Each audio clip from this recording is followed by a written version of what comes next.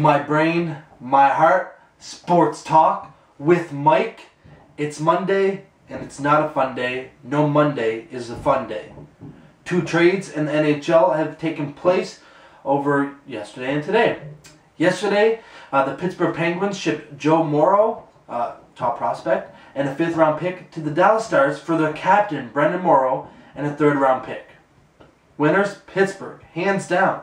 Why does Dallas include a 3rd round pick and get the prospect? He's not top, I mean, he's pretty good. And a 5th rounder?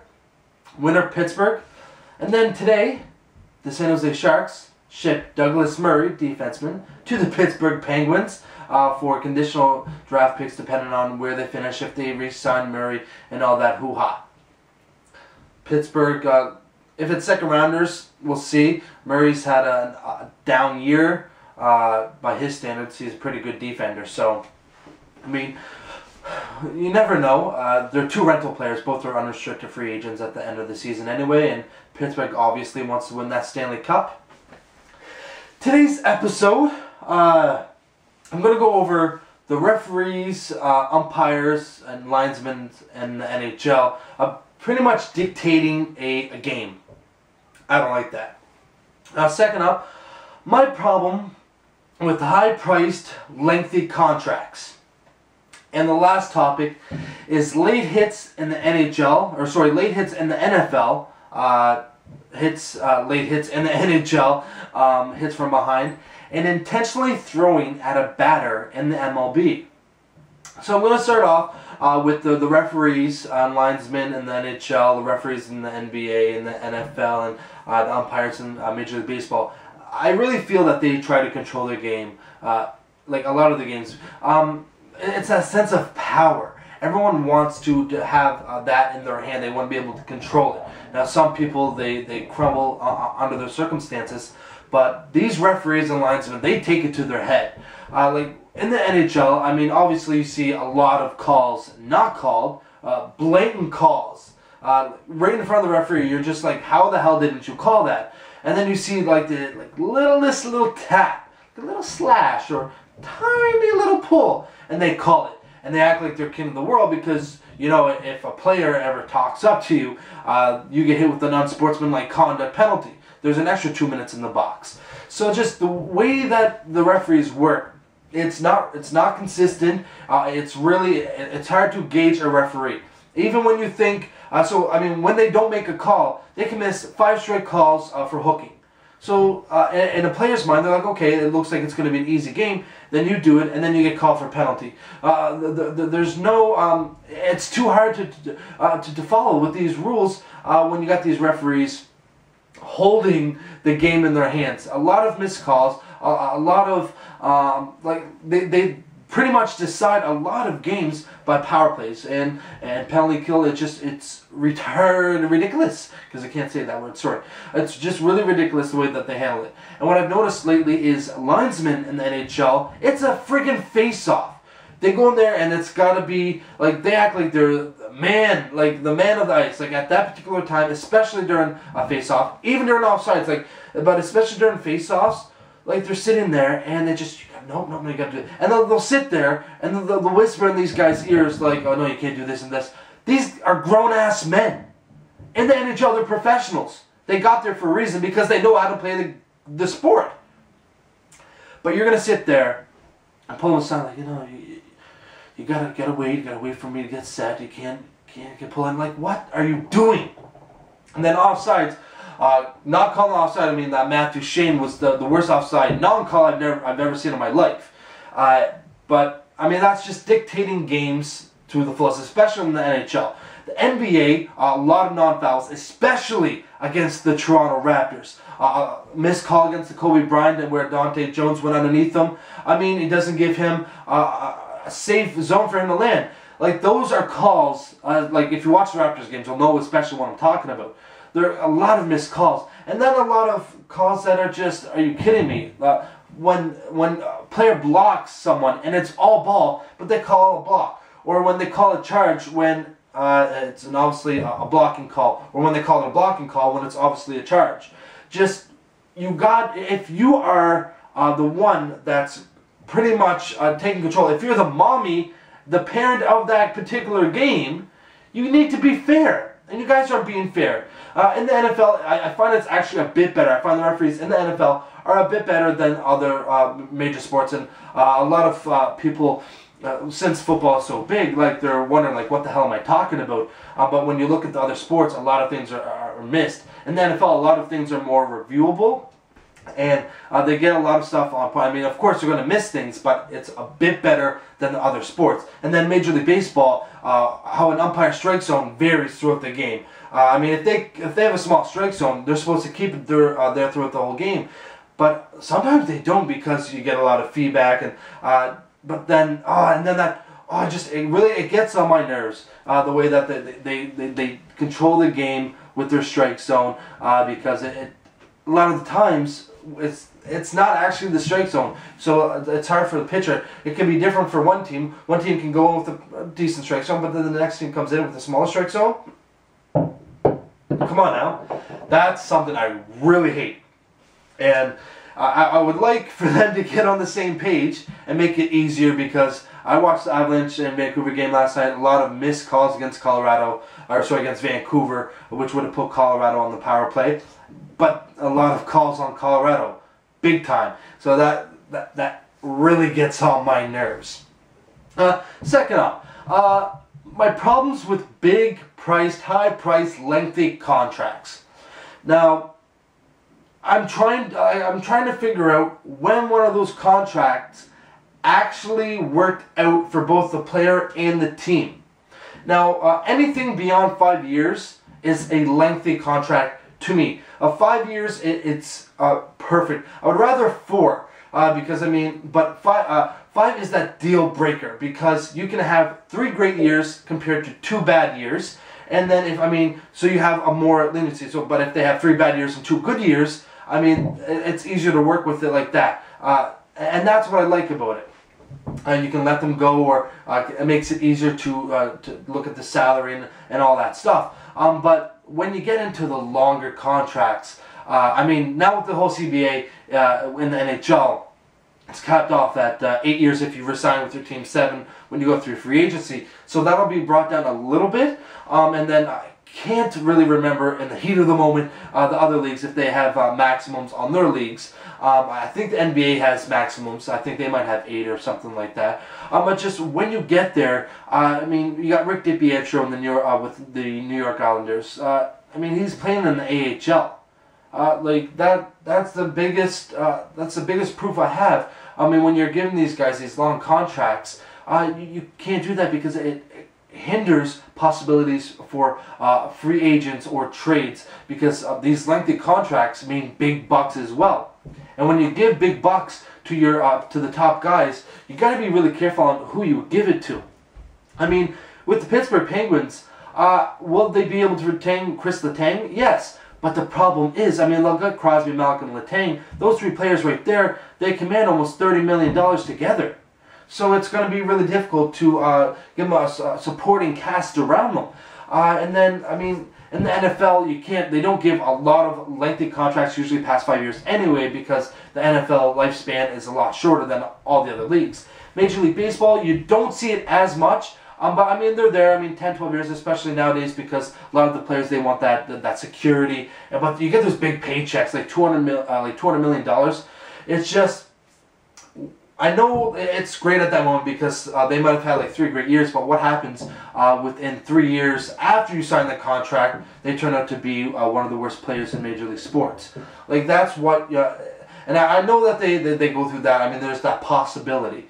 But those risks. Those risks that you're taking, they're not worth it. Especially, I'm not even, I'm not a general manager, I'm not an owner, nothing. But from a fan standpoint, I'm looking at it and I hate it. With Ryan O'Reilly getting $6.5 million for it's going to be hard for them to trade him after the 1 year has passed by because they matched the offer sheet from the Calgary Flames. So it's going to be hard to trade that salary because when you go to qualify him, it's going to be like $5.5 million to qualify him. And that's big money. That is big money because it's going to hurt you, especially when you have players that are restricted free agents, that are unrestricted free agents, that you want to keep in that organization. It makes it really difficult. I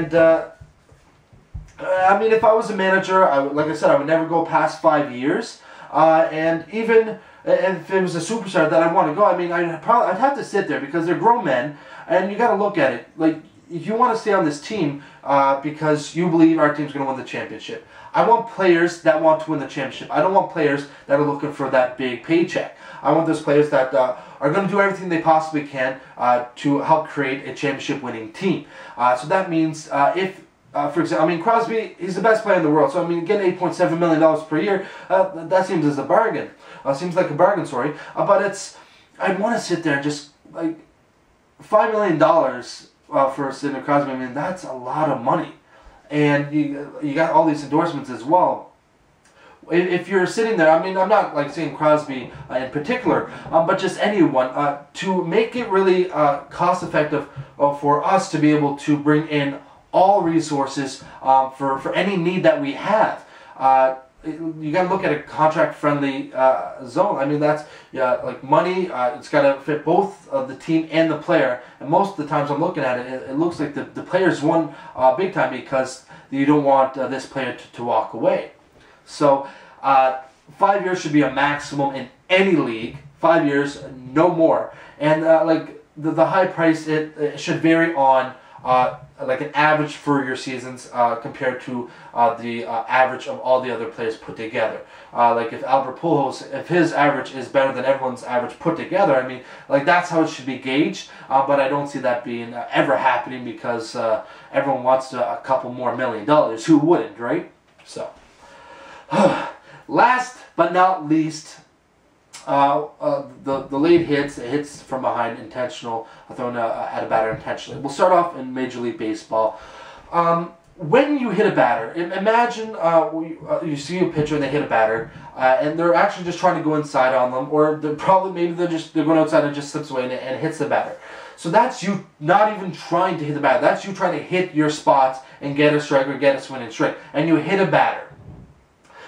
Sometimes they get injured. A lot of times, like they get injured because you hit them in a weird spot. But when you are intentionally thrown at them, so like I said, if you're not intentionally thrown at them and you hit them, but if you're and it's like you hurt them, when you're intentionally thrown at them, like the chances of you hitting them in a place that's really gonna like damage them and like a way that's just unimaginable, like that rate is so high.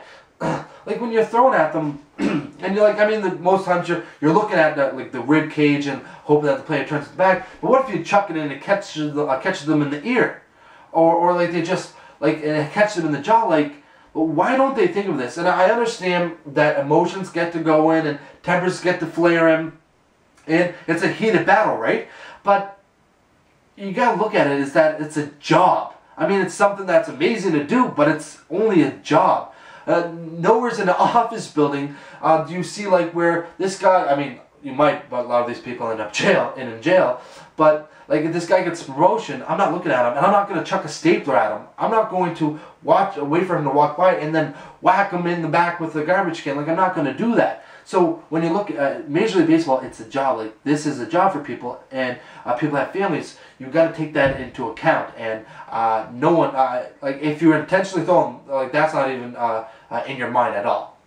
And then in the NFL, when you know a player is down, like there's no possibility that this player is not down, because you got two guys who just brought this sucker onto his ass, and then a defender comes out and just whacks him while he's on the ground, hits him on the back, jumps on the pile.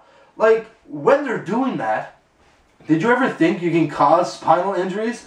Like they're flying, and I see this every football game. Every football game I watch, you see that like hit. I don't care about the late hits on the quarterbacks. I'm talking about when the player is down on the ground, when they're on the ground and that's it, to come in. I don't know what is going through their mind at all, because you're risking the safety of not only the player you're trying to hit, but your teammates as well.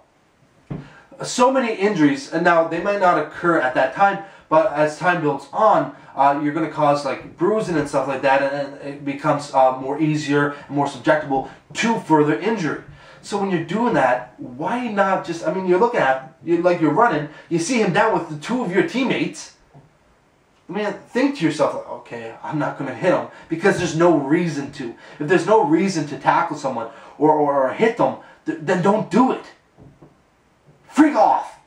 And then in the NHL, it's a fast sport. I mean, it's a lot of it is common sense when you're hitting someone from behind, and all of it is common sense when you hit someone from behind. If you see their numbers and their nameplate, what are you doing? Why are you driving them into the boards or in an open ice? It doesn't matter. You tie the guy up. That's what you do. You put your knee underneath, in between his legs, and pin him up against the boards. That's what you do. I mean, if you're in the NHL, chances are you have some strength to you, so just pin him up against the boards. Why drive his head, his neck, his shoulders into the boards, and most of the times they end up injured? Like, why?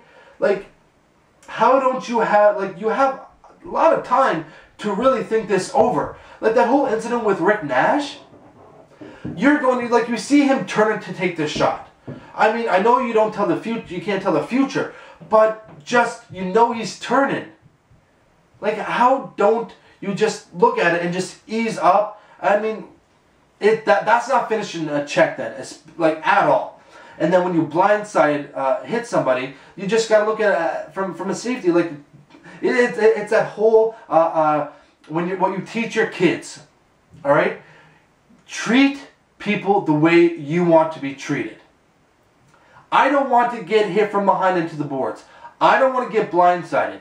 I do not want to get hit on the ground when I'm already tackled, and I don't want to get hit by pitch intentionally, with the chances of me getting hit in the head or neck or face. If I don't want that, and I don't want that, I'm not going to do it to other people.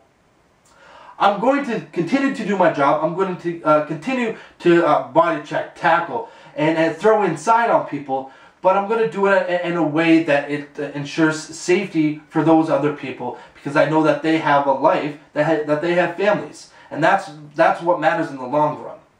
So that's my spiel, that's my concern, and probably a billion other people's concern, but the athletes that are on the field, somehow, for some reason, it doesn't click to them, I guess. I don't know. But that's it. I hope you enjoyed today's episode. My thoughts with the referees, umpires, linesmen controlling the game, the long contracts, the lengthy contracts, and high-priced contracts. And like my take on the late hits and all that. If you agree with me, let me know. And if you disagree, if you think one of my points was a little bit off or completely off, just let me know. I have no problem telling you that you are wrong and I am completely right. No problems with that. So I hope you enjoyed today's episode of My Brain, My Heart, Sports Talk with Mike. It is Monday, and I'm going to have a beer or two after this. I forgot them in the fridge. Thank you.